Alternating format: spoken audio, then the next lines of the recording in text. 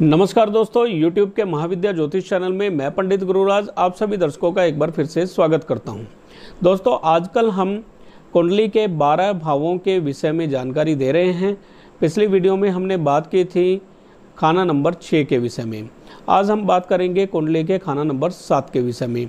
दोस्तों, याद रहे लगन भाव कुंडली का खाना नंबर 1 होता है और लगन भाव से जब हम एंटी क्लॉकवाइज गिनती करते हैं तो क्रमवार खाने होते हैं। यानी लगन कुंडली का खाना नंबर 1, उससे आगे खाना नंबर 2, एंटी क्लॉकवाइज गिनती करते हुए अगला खाना नंबर 2, फिर 3, फिर 4, 5, 6, 7, 8, 9, 10, 11 और 12।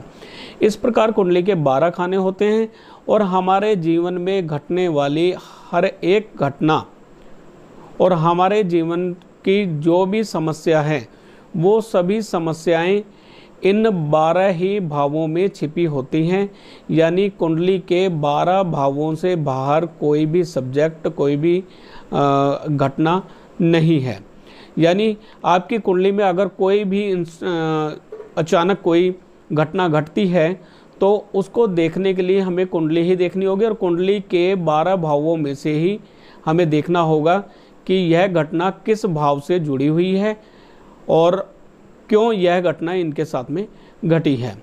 तो इसके लिए ज़रूरी है कि आपको 12 ही भावों के विषय में जानकारी हो कि 12 भाव किन किन विषय में जानकारी देते हैं।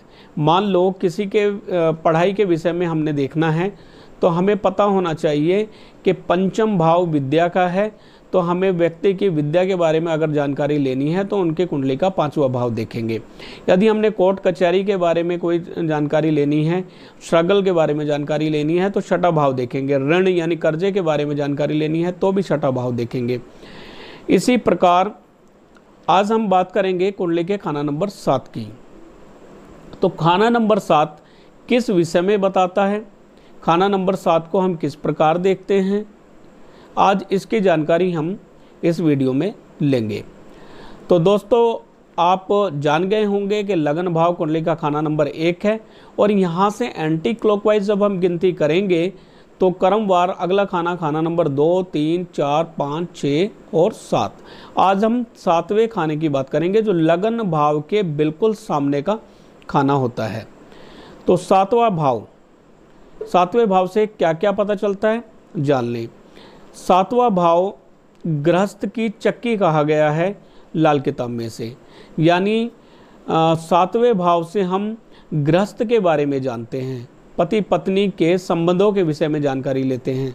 7वां भाव हमारी डेली इनकम का है, 7वां भाव हमारी साझेदारी का है और हमने लाइफ में क्या काम किस ढंग में कर पाएंगे, कितना स्ट्रगल अपनी लाइफ में देख पाएंगे, वह जानकारी भी हमें खाना नंबर 7 से ही मिलती है। खाना नंबर 7 आप एक बार फिर से समझ लें। खाना नंबर 7 हमारे गृहस्थ का है, यानी पति पत्नी के रिलेशन का है, हमारे वैवाहिक जीवन का है, विवाह का है और डेली इनकम का भी है, पब्लिक रिलेशन का भी है, साझेदारी यानी पार्टनरशिप का भी है। और पति पत्नी का पार्टनरशिप सबसे लंबी पार्टनरशिप चलने वाली होती हैं और सबसे खास पार्टनरशिप है। तो इसलिए 7वें भाव को गृहस्थ का भाव भी कहा जाता है और इस भाव के स्वामी होते हैं शुक्रदेव। 7वें भाव के स्वामी होते हैं शुक्रदेव और कारक यहाँ पे बुध और शुक्र दोनों ही हैं। सूर्य 7वें भाव में नीच के हो जाते हैं और शनि 7वें भाव में उच्च के हो जाते हैं। शनिदेव अगर पीड़ित ना हो तो 7वें भाव में हमेशा ही अच्छा रिजल्ट देते हैं, बढ़िया रिजल्ट देते हैं, बुरा रिजल्ट नहीं देते। उसका कारण ये है कि 7वें भाव में एक तो शनिदेव उच्च के होते हैं, दूसरा वो शुक्र के परम मित्र हैं। तो यहाँ पर अगर पीड़ित ना हो शनिदेव तो अच्छा रिजल्ट देते हैं, यानी मकानों का एक मालिक बना देते हैं, 3-3, 4-4 मकानों का मालिक बना देते हैं और बने बनाए मकान इंसान को मिलते हैं। और कारोबार के लिए भी यहाँ पे बहुत अच्छा रहता है शनिदेव, क्योंकि शनिदेव यहाँ पे होंगे तो उच्च के होंगे और कारोबार के स्वामी होते हैं शनिदेव। लोहे का कारोबार, लकड़ का कारोबार, पत्थर का कारोबार, बिल्डिंग मटेरियल का कारोबार, बिल्डिंग का कारोबार, ये सब कार्य ऐसा इंसान कर सकता है जिनके 7वें भाव में शनि उच्च के हों पीड़ित ना हों। तो दोस्तों, जो बुध और शुक्र, यहाँ पे शुक्र जो हैं वो नीचे वाले पत्थर का काम करते हैं, यानी गृहस्थी की चक्की अगर कहा गया है, इसको खाना नंबर 7 को गृहस्थी की चक्की कहा है। और इस चक्की में नीचे वाला जो पत्थर है वो है शुक्र और ऊपर वाला जो पत्थर है वो है बुध। तो बात जान लें कि जो नीचे वाला पत्थर है शुक्र, यहाँ पर सूर्य, चंद्र और राहु, सूर्य, चंद्र और राहु ये नीचे वाले पत्थर के समान अटल होते हैं, अडिग होते हैं, यानी इनका फल हमें भुगतना ही पड़ता है। ग्रह फल के होते हैं, इसलिए इनका फल हमें भुगतना ही होता है और इसका कोई उपाय नहीं बनता है। जान लें, सप्तम भाव में सूर्य, चंद्र और राहु ये अटल होते हैं, तो इनका कोई फल उपाय असंभव हो जाता है, यानी कोई उपाय इनका बनता नहीं है, आसानी से इनके फलों से बचा नहीं जा सकता। जबकि सप्तम भाव में बुध ऊपर के पत्थर का काम करता है, यानी घूमने वाला पत्थर जो होता है वो बुध होता है इसमें, गृहस्थी की चक्की में। तो शनि और केतु यहाँ पर बुध के समान घूमने वाले पत्थर की तरह होते हैं और इनका अगर कोई अशुभ प्रभाव कुंडली पर मिल रहा हो तो उपाय करने के बाद हम इनके बुरे फलों से बच सकते हैं। अब बात आती है कि यदि सप्तम भाव में अशुभ ग्रह यानी सूर्य, चंद्र, राहु आ जाएं तो फिर क्या करना चाहिए। देखिए, इनका अपना कोई भी उपाय यहाँ पर नहीं बनता है। इन ग्रहों से बचने के लिए यहाँ पर किसी दूसरे ग्रह को स्थापित किया जाता है ताकि वह इन ग्रहों के फल को दबा दे या रोक दे। जिस प्रकार हाथी को रोकने के लिए उसके ऊपर महावत बिठाया जाता है, यानी महावत हाथी को कंट्रोल करता है, उसी प्रकार 7वें भाव में राहु को कंट्रोल करने के लिए चंद्र का साथ लिया जाता है या मंगल का साथ लिया जाता है। तो याद रहे, अगर सप्तम भाव में आपके राहु हैं तो 7वां भाव क्योंकि ग्रस्त का है, तो 7वें भाव में राहु शुक्र का धुआं निकाल दिया करते हैं, पत्नी की सेहत खराब रहने लग जाती है। और मैंने जैसा देखा है, कई बार सप्तम भाव में राहु अगर नीच के हों, अशुभ हों, तो पत्नी को छाया की तकलीफ होने के चांस बहुत ज़्यादा बनते हैं। कई बार पति को छाया की तकलीफ होती है, लेकिन ज़्यादातर देखने में आया है कि पत्नी को छाया की तकलीफ होती है, यानी ऊपरी बाधा होने के चांस बनते हैं। सप्तम भाव में राहु हो और 21वें साल में अगर शादी कर ली जाए तो निश्चित ही तलाक होगा, या दोनों में से किसी एक की सेहत खराब रहेगी, या विधवा के योग भी यहाँ पर बनते नजर आते हैं यदि राहु यहाँ पर नीच के हों या अशुभ प्रभाव के हों। अब सप्तम भाव में राहु होने से शुक्र का धुआं निकलता है। शुक्र यानी लक्ष्मी, लक्ष्मी यानी पैसा, यानी पैसे का भी यहाँ पे नाश करता है राहु। सप्तम भाव में पत्नी की सेहत को खराब करता है राहु और पार्टनरशिप में हमेशा घाटा मिलता है। तो 7वें भाव में अगर राहु हो तो क्या करना चाहिए। अगर 7वें भाव में राहु हो तो हमें मंगल को यहाँ पर स्थापित करना चाहिए, यानी शहद की शीशी कांच की अगर ज़मीन में दफना दी जाए या 7 तांबे के चौरस पीस ज़मीन में दफना दिए जाएं तो काफ़ी हद तक राहु के बुरे प्रभाव से बचा जा सकता है। दूसरा, यहाँ पर एक उपाय और किया जाएगा, जैसे चंद्र का साथ। अगर शादी 21वें साल में हो जाए, पहली बात तो 21वें साल में शादी करनी नहीं है, और अगर 21वें साल में शादी हो भी जाए या करनी हो तो पत्नी अपने मायके से चांदी की कोई ठोस वस्तु, ठोस टुकड़ा कोई कन्यादान के समय ले और उसको अपने पति को दे। पति अपनी पत्नी को वापस दे और पत्नी उसको घर में किसी स्टील की चांदी की कटोरी में गंगा जल डाल के उसमें डुबोकर घर के अंदर कायम कर दें, यानी चंद्र घर में कायम कर दें। चंद्र कायम होने से आपके गृहस्थ में जो प्रॉब्लम आ रही थी, जो पैसे की हानि हो रही थी, वो रुक जाएगी।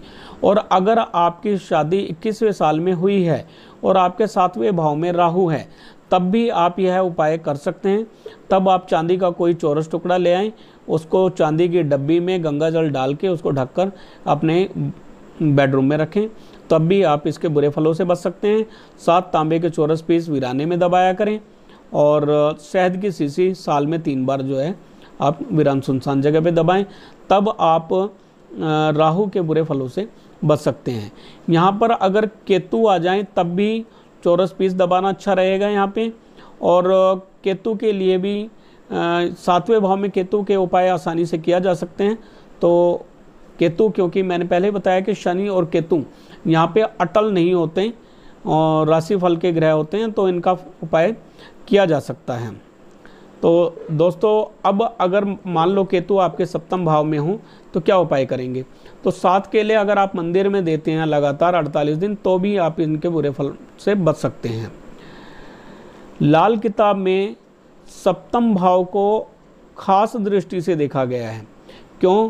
क्योंकि 7वें भाव के स्वामी होते हैं शुक्रदेव, और द्वितीय भाव के भी एक तरह से एक स्वामी बनते हैं शुक्रदेव, धन के और गृहस्थी के।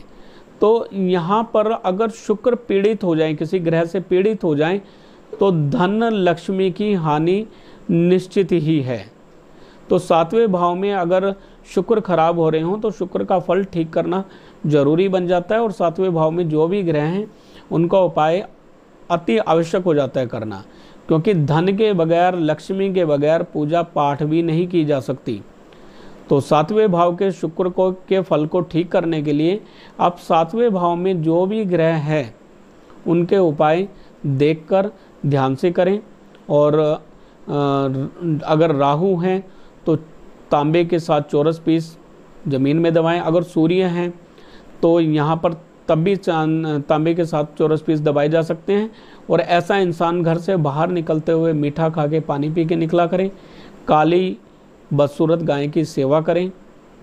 अपने बाल हल्के से ब्राउन कर लें अगर सूर्य 7वें भाव में है, क्योंकि सूर्य 7वें भाव में नीच के हो जाते हैं। तो नीच के अगर सूर्य 7वें भाव में हैं तो काली गाय या बदसूरत बगैर सींग की गाय को आटे का पेड़ा देना या गुड़ खिलाना अच्छा रहेगा। और तांबे के साथ चौरस पीस ज़मीन में दबाना अच्छा रहेगा। मीठा खा के, पानी पी के घर से बाहर निकलना ये अच्छा रहेगा। मंगल का और चंद्र का साथ अगर सूर्य को मिल जाए 7वें भाव में तो यहाँ पे सूर्य की नीचता भंग हो जाती है। इस प्रकार 7वें भाव के ग्रहों के बारे में आपने जाना। 7वें भाव किन किन चीज़ों का है ये आपने जाना। तो उम्मीद है वीडियो आपको पसंद आई होगी। वीडियो को लाइक करें, शेयर करें और चैनल को सब्सक्राइब भी कर लें, ताकि इसी प्रकार की जानकारी आगे से आगे आपको मिलती रहे। इसी प्रकार की वीडियो मैं अपने चैनल पर डालता रहता हूं और बहुत तरह की जानकारी, लाल किताब से जुड़ी हुई बहुत सारी जानकारी, बहुत सारे सूत्र मैं अपनी वीडियो में डालता हूं।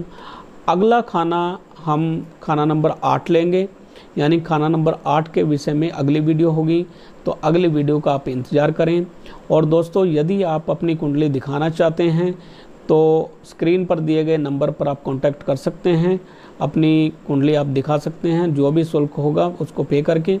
और यदि आपको किसी के ऊपर ऊपरी छाया या किए कराए का शक होता है तो भी आप घर पर बैठे फ़ोन पर ही वो चेक करा सकते हैं। उसके लिए आपको कोई भी भभूति राख लेनी होगी, अगरबत्ती जला के उसकी राख ले सकते हैं आप।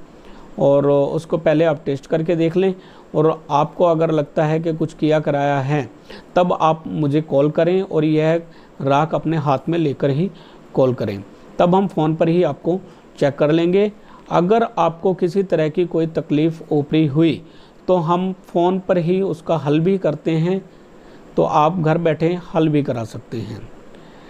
तो दोस्तों, यदि आप लाल किताब जन्म पत्रिका भी बनवाना चाहते हैं तो 60 पेज की लाल किताब जन्म पत्रिका हम बनाते हैं, जिसमें जीवन का समस्त हाल होता है। जीवन के जो खास पहलू, जो पड़ाव बचपन से लेकर मृत्यु तक आते हैं, उन पड़ावों के बारे में संपूर्ण जानकारी होती है। संपूर्ण उपायों के साथ में हम लाल किताब जन्म पत्रिका बना कर देते हैं और 2 साल का उसमें हम वर्षफल भी देते हैं। तो दोस्तों, यदि आप लाल किताब जन्म पत्रिका बनवाना चाहते हैं तो भी स्क्रीन पर दिए गए नंबर पर कॉन्टैक्ट कर सकते हैं। तो दोस्तों, मिलेंगे अगली वीडियो में, तब तक के लिए नमस्कार।